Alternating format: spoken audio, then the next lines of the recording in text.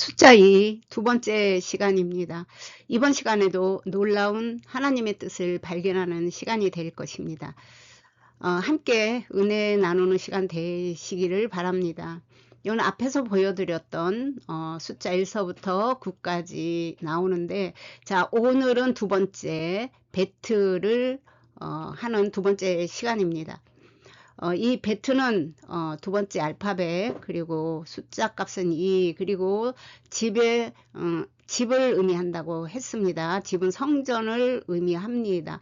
자, 고대 상형 문자 텐트 또는 집의 평면도였고, 구성된 알파벳은 베트와 요드와 타브, 베이트, 집을 나타내는 단어입니다. 자, 이제 여기서 보면 위도 오른쪽도 아래로 다 막혀 있지만 왼쪽만 열려 있습니다. 자, 이는 하나님의 창조가 앞으로 전진하며 피조물을 향해 하나님의 진문이 언제나 열려 있다는 것을 뜻합니다. 자, 이러한 내용으로 오늘도 이어가겠습니다. 이것이 그림 문자, 상형 문자로 BC 1500년경에 사용했던 이 배트 모양입니다. 사막에서 유목생활을 하던 당시 사람들이 치던 텐트나 아니면 단순한 방 한 칸짜리 집의 구조, 평면도를 위에서 내려다본 이 모습을 형상화했습니다. 한쪽이 이렇게 튀어 있는 것은 들어가는 문을 표현한 것입니다. 현재 우리가 사용하는 이 배트 역시 왼쪽은 이렇게 열려 있습니다. 자, 이 세 알파벳 베트와 요드와 타브를 파자해서 가면, 베트는 집 내부 거처 또는 전치사로 사용될 때 단어 앞에 베트가 붙으면 무엇 안에로 됩니다. 요드는 하나님의 권능의 손, 그리고 행위로 번역이 되어 있는데, 자, 하나님의 일, 하나님의 사역은 사람을 하나님 자녀 만드는 거죠. 그 하나님의 그 열심, 그것을 이 행위라는 단어 안에 담겨져 있다라고 보시면 됩니다. 자, 이 타부는 표, 사역의 완성, 언약, 그리고 십자가 등의 뜻이 있고, 자, 이 세 단어의 파자 해석을 요약을 하면 하나님의 손으로 세워진 거처, 그래서 장막, 집이라고 할 수가 있습니다. 자, 하나님의 일하심으로 물질적인 성전이 아닙니다. 교회가 아닙니다. 이 성전, 이 건물 성전은 예수님께서 돌 위에 돌 하나도 남지 않고 다 무너진다라고 말씀을 하셨죠. 그래서 자, 목표가 있는 집을 짓는 것이 하나님의 일입니다. 그리고 하나님의 손의 사역이고요. 예수님이 있는 집, 예수님이 거하는 집, 자, 그리고 반석, 성전, 교회, 내 심령 안의 집, 이렇게 우리가 여러 가지 표현을 합니다. 누구도 갈라놓을 수 없는 반석 위에 세워진 언약의 성취의 장막을 말합니다. 자, 우리가 하나님의 거처가 되었다, 우리가 집이 되었다라고 하는 것은 하나님을 사랑하고 그의 계명을 지키는 자가 되는 것이에요. 그래서 그것을 이제 성전이 되었다. 자, 성전이 되었다는 것은 하나님의 사역으로 완전해졌다, 온전해졌다라고 하는 것인데, 내 속사람이 하나님의 신성, 하나님의 속성, 그분의 의도, 그분의 뜻으로 만들어져 가는 것을 말씀으로 건축해 가는 것이라고 하는데, 그런 것들이 내포되어 있습니다. 이번에는 이 베이트 그리고 숫자 2 그런 것들을 통해서 성경에 어떤 의미가 있는지 그런 것들을 조금씩 깊이 들어가 보도록 하겠습니다. 자, 앞에서 이 베이트는 하나님의 사역으로 완성된 집을 의미한다고 그랬습니다. 이 베이트라고 이렇게 쓴 단어를 보면, 그래서 하나님 사람으로 완전해지는 것을 의미하고 있습니다. 그리고 이 베이트는 점이 있는 베이트와 점이 없는 베이트가 있습니다. 자, 문이 이렇게 왼쪽으로 열려 있고 위쪽, 오른쪽, 아래는 다 이렇게 닫혀 있습니다. 자, 문이 열려 있는 것은 세상으로 흘러가는 은혜의 열린 문을 상징합니다. 그리고 또한 집 안에 계시던 하나님이 문을 열고 나와 세상으로 은혜를 흘러보내는 구원의 통로의 의미가 있습니다. 또한 만들어질 때까지 양육해 주는 의미가 있습니다. 자, 이제 이 안에 들어있는 이 점에 대해서는 뒤에 가서 다시 또 설명을 할 것입니다. 여기서는 이렇게만 우선 알고 계시고, 자, 베이트 안에 점이 있으면 또 하나님이 같이 있어 주는 거예요. 그게 양육해 주는 것입니다. 우리 안에 들어오면 이제 영적으로 우리를 양육합니다. 그래서 이 베트는 인성인 사람의 마음에 진리의 공급으로 하나님이 원하시는 대로 이루어지는 그런 상태가 바로 집입니다. 그래서 이 베이트라는 거 안에, 단어 안에 그런 의미들이 들어 있습니다. 그 다음에 이제 이렇게 점이 없는 것은 이 하나님이 없이도 설 수 있는 상태가 된 거예요. 성장을 한 거죠. 이제 제자를 양육할 수 있는, 하나님의 동력자가 될 수 있는 영적인 강력한 피지컬이 형성된 사람, 그런 의미를 가지고 있습니다. 또한 이 구약에서는 성전과 메시아의 모형, 집은 성경에서 궁극적으로 하나님의 임재 초소인 성전을 의미했습니다. 그리고 신약에서 그 성전의 실체를 요한은 1장 14절에서 인간의 몸을 입고 우리 가운데 거하러 장막을 치러 오신 예수 그리스도를 의미합니다. 그리고 그 성전의 실체는 즉 숫자 2를 뜻하는 베트로 하나님이 거하시는 집, 곧 성전의 비밀을 품고 있습니다. 그래서 하나님의 뜻, 목표, 목적이 담겨 있는 것입니다. 여기서 창세기 1장 1절은 사실은 성경 전체를 요약한 것입니다. 그리고 그 다음부터 모든 것이 창세기 1장 1절을 해석해 주는 것이나 마찬가지입니다. 그래서 보시는 바와 같이 이 베트에 여기는 점이 있습니다. 또한 히브리 알파벳의 첫 글자인 이 알레프가 1번이었고 첫 번째 알파벳이었죠. 이것을 하나님이 상징한다고 말했습니다. 이것을 감추고 두 번째 글자 이 베트로 성경을 시작함으로써 하나님이 자신을 낮추어 인간이 이해할 수 있는 집, 피조 세계를 지으시고 자, 그 안에 들어오셨음을 영적으로 보여줍니다. 이 점이 있는 것. 자, 그 다음에 하나님이 거하시는 초소인 성전을 의미하는 성경 말씀을 보면 에베소서 2장 22절 너희도 성령 안에서 하나님이 거하실 초소가 되기 위하여 예수 안에서 함께 지어져 가느니라. 고린도전서 3장 16절에는 너희가 하나님의 성전인 것과 하나님의 성령이 너희 안에 거하시는 것을 알지 못하느뇨. 고린도후서 6장 16절에는 우리는 살아계신 하나님의 성전이라 라고 말합니다. 자, 사도 바울은 분명하게 말합니다. 디모데전서 3장 15절에 너로 하여금 하나님의 집에서 어떻게 행하여야 할지를 알게 하려 함이니 이 집은 살아계신 하나님의 교회요 진리의 기둥과 터니라. 다시 말하면 내 안과 밖에 예수님이 거하실 집, 곧 성전이 지어져야 한다는 것입니다. 요한은 이렇게 말합니다. 요한일서 4장 15절에 누구든지 예수를 하나님의 아들이라 시인하면 하나님이 저 안에 거하시고 저도 하나님 안에 거하느니라.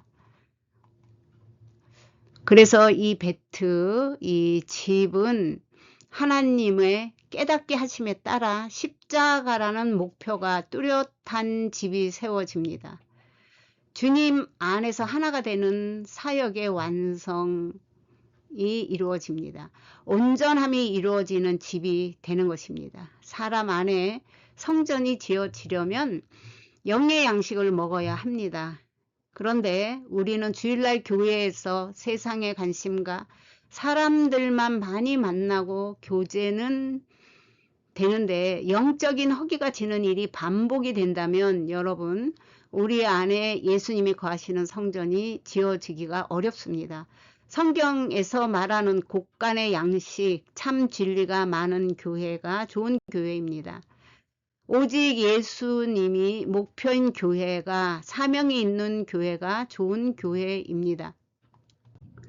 진리라고 하는데 진리가 말씀이다. 말씀은 육신이 되어 오신 예수 그리스도를 상징한다. 뭐 이렇게까지는 여러분들이 다 알고 있습니다. 자, 히브리 관점으로 풀어보겠습니다. 에메트라는 단어가 진리입니다. 이 속에 숨겨진 하나님의 의도와 그리고 맴 가운데 있는 알파벳 맴의 역할을 깊이 있게 풀어보면, 자, 히브리어로 진리라는 뜻의 단어 에메트는 우리가 공부하고 있는 숫자 2, 그리고 알파벳 맴의 비밀을 가장 완벽하게 보충하고 완성해주는 열쇠입니다. 자, 첫 번째 알파벳 히브리어는 오른쪽에서 왼쪽으로 갑니다. 그래서 첫 번째 알파벳 알레프는 히브리 알파벳의 첫 번째 글자이며 숫자 1이고 하나님을 나타낸다, 뜻한다, 이렇게 말씀을 앞에서 드렸고요. 자, 가운데 글자 맴은 히브리 알파벳 22개의 알파벳 중에 가운데 있습니다. 그리고 이것은 진리의 흐름, 그래서 이 맴은 생수, 물의 상형 문자는 물이 흘러가는 모양이었습니다. 타부는 마지막 글자입니다. 그래서 완성, 인치심, 예수님을 나타내는 십자가, 이런 여러 가지 의미가 있었습니다. 자, 이 에메트의 철자적 구조는 처음, 중간, 끝으로 되어 있고, 이 세 글자의 배열에는 성경 전체를 관통하는 거대한 암호가 숨겨져 있습니다. 자, 이 세 개의 이 알파벳 구성도가 바로 진리를 나타내는 에메트입니다. 그래서 이 고대 히브리 랍비들은 이 글자를 처음도 하나님이요, 중간도 하나님이요, 끝도 하나님이다 라는 이 구조를 보고 이렇게 외쳤다라고 합니다. 진리란 단어 에메트 안에 감춰진 의도는 신약 성경 요한계시록 예수께서 선포하신 나는 알파와 오메가요, 처음과 마지막이요, 시작과 끝이라, 요한계시록 22장 13절에 하신 말씀의 히브리적 배경입니다.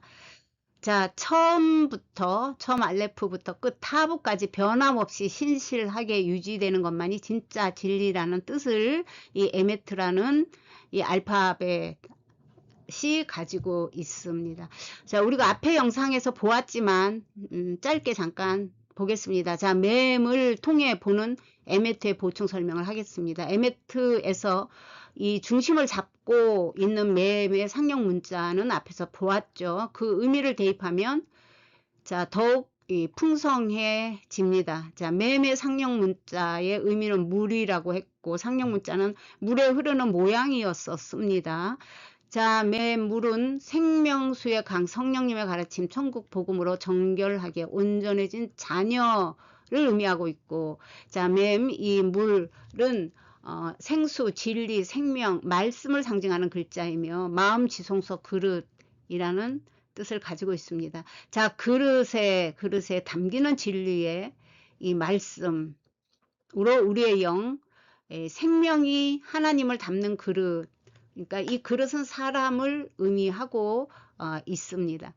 그래서 변하지 않는 생수의 흐름으로 물은 끊임없이 흐르며 생명을 먹습니다. 이 에메트의 한 가운데에 이렇게 맴이 있다는 것은 이 하나님의 진리가 정체되어 썩는 것이 아니고 역사 속에 끊임없이 흘러 인간에게 생명을 공급한다는 것을 뜻합니다. 그래서 죽음에서 생명으로 건너가는 언약의 중심을 의미합니다. 그래서 에메트에서 첫 글자인 알레프는 하나님을 여기서 하나님을 지우면 무슨 단어가 남을까요? 자, 보겠습니다. 바로 메트라는 단어가 되는데 히브리어로 메트는 죽음을 의미합니다. 하지만 이 죽음을 의미하는 이 메트의 상태에 있는 이 인간에게 처음 알레프와 이 끝 타부를 연결하는 생명수인 맴이 들어와서 완성이 된 글자가 에메트입니다. 그래서 처음과 끝, 중간, 그리고 이 중간은 진리를 뜻하며 끝없이 흐르는 생명수의 의미가 있습니다. 그래서 이 생명수 맴이 흘러 들어올 때 우리의 영이 살게 되는 것입니다. 그래서 우리는 죽음에서 벗어난 영원한 진리 에메트의 상태로 살아가게 됩니다. 이 일을 위해 예수님이 이 땅에 참된 증인이자 진리 에메트 자체로 오신 것입니다. 이처럼 이 슈타임의 핵심 철자였던 이 맴은 진리의 중심에서 흐르며 하나님과 인간 사이에 깨어지지 않는 신실한 언약을 증명해내고 있습니다. 자, 이 슈타인의 마지막 이 맴이 있습니다. 그리고 이 둘을 슈타임이라고 합니다. 자, 맴, 이 물을 상징하고 물을 뜻하며 생수, 진리, 생명, 말씀을 상징하는 글자입니다. 자, 이 두 번째 글자이고 숫자값 2를 가지고 있고 둘 숫타임이라고 하는 베트에 대해서 한 번 더 설명을 하겠습니다. 자, 이 창세기 1장 1절의 첫 번째 단어 베레시트. 자, 가장 먼저 사용이 된 글자가 베트입니다. 자, 이 베트 안에 점이 있는데, 자, 베트 안에 보니까 누군가가 있어요. 근데 넷이가 있다는 것입니다. 두 번째 글자입니다. 두 번째 글자가 넷인데, 자, 우두머리의 집이라는 의미입니다. 세 번째 알파벳 역시 알파벳 하나님을 뜻한다고 말했죠. 그래서 이 베트가 전치사로 무엇 안에, 성경에서 모든 설명이 베레시트 안에 있다는 뜻입니다. 구원은 인간이 그 집에 거처하는 것입니다. 이 베트 안에. 베트의 뜻이 집이죠. 대표적인 뜻이. 자, 그분과 동거하는 것입니다. 그리고 두 번째 이 내시가 있는데 이 내시는 우두머리, 자, 건의 통치자입니다. 베트가 가진 이 영적 의미는 말씀하신 대로 집안에 계신 분, 즉 우리 안에 거하시는 하나님, 예수 그리스도를 뜻합니다. 그래서 이 내시가 있다는 것은 바로 그분이 이 안에 있다는 것이에요. 그래서 히브리어는 하나님과 사람과의 소통을 위해서 하나님의 뜻을 전달하기 위한 언어입니다. 그래서 알파벳이라도 할 수만 있으면 하는 것이 마지막 때를 준비하는 것입니다. 그게 무슨 준비는 하나님을 알아서 하나님의 뜻에 맞게 살다가 하나님이 하나님의 집에 가는 거. 그게 구원입니다. 하나님 안에 거하는 거. 물건 많이 사서 저장하고 어디 안전한 곳 없을까 찾고 그런 것은 아무 소용이 없습니다. 자, 그래서 보이는 세계를 말하는 것이 아니라 성경은 우리의 마음, 내면의 땅을 하나님의 계획하신 대로 그것을 만들겠다. 그런 의미를 가지고 있습니다. 또 머리 대신 그 안에 하나님의 모든 것을 창조하시고 바로 여길 말하는 것입니다. 그 집, 그 머리, 그 안에 창조하시고 구원이 그 안에서 이루어지는 것, 이것을 예정이라고 말합니다. 또 하나님이 베레시트 안에 만드신 모든 것을 동의하고 반응하는 것을 자유의지라고 합니다. 자, 숫자 2가 왜 이리 복잡하냐 하면 복잡한 것이 아니라 우리가 모르는 것입니다. 예, 이제 알아가고 있는 것입니다. 말씀을 정리합니다.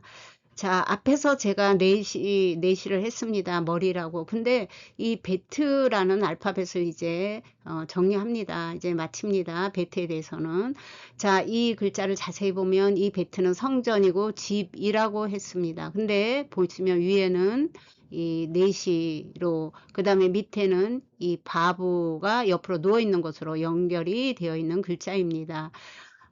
이 알레프를 할 때도 이 알레프의 가운데 이 바보가 사용이 되었다라고 설명을 하면서 하늘과 땅을, 신성과 인성을, 하나님과 사람을 연결하는 알파벳이다 라고 설명을 드렸습니다. 여기서도 마찬가지로 이 바보는 대표적인 뜻이 연결입니다. 그리고 또 서 있는 남자입니다. 하나님과 사람을 연결하기 위해서 끝없이 일하시는 그러한 의미를 가지고 있습니다. 그래서 우리와 연결하기 위해 서 있는 남자로 여기에도 누워 있습니다. 자, 그래서 그러면 정리를 하면 이렇습니다. 자, 머리와 연결되어, 머리는 예수님을 말하죠. 머리와 연결된 것을 성전이라고 합니다. 주님과 연결이 되어 있지 않으면 성전이 아닙니다. 자, 성전에는 주님이 계시는데 그거를 점으로 찍었습니다. 그래서 자, 이 성전 안에 점을 찍어 넣은 것은 이것을 우리는 이 암호화 되었다, 비밀이다 라고 제가 말을 하는데, 자, 그러므로 그 안에 이렇게 점을 찍은 것, 자, 이것을 우리가 이 베이트라는 이 알파벳 하나만 보고 이런 내용을 우리가 산출해내지 못합니다. 그래서 그냥 성경 구절을 읽고도 그 구절이 문자적으로만 오고 그 안에 하나님의 의도와 하나님의 마음과 하나님의 뜻과 하나님의 목적과 뭐 이런 것들을 깊이 있게 보이지 못하면 그것은 그 사람에게는 암호화된 것이고 비밀입니다. 그래서 이 말씀을, 주님을 알고 싶어서 공부하는 사람만 성경은 알 수 있도록 되어 있습니다. 제자들도 왜 비유로 말씀하십니까? 저 사람들 못 듣게. 사실 예수님의 제자들도 몰랐습니다. 그렇게 되어 있습니다. 그래서 이것을 예수님은 이렇게 말합니다. 마태복음 7장 7절과 8절에 보면 예수님께서 구하라 그리하면 너에게 주실 것이요, 찾으라 그리하면 찾아낼 것이요, 문을 두드리라 그리하면 너에게 열릴 것이니, 구하는 이마다 받을 것이요, 찾는 이가 찾아낼 것이요, 두드리는 이에게 열릴 것이다. 자, 이거는 말씀에 대해서 말한 것입니다. 우리의 필요를 찾고 두둥기고 그런 내용이 아닙니다. 자, 그래서 이제 결론적으로 이 베트를 결론적으로 말하면, 자, 이 집이라는 뜻을 가진 이 베트 안에 주님으로 만들어졌고, 내 안에 주님으로 만들어졌고, 주님이 계셔야 내 안에 성전이 지어진 것입니다. 이런 뜻을 담고 있습니다. 자, 여러분들 안에도 머리 대신 주님이 계신 성전이 되시기를 주님의 이름으로 축복합니다. 오늘은 여기까지입니다.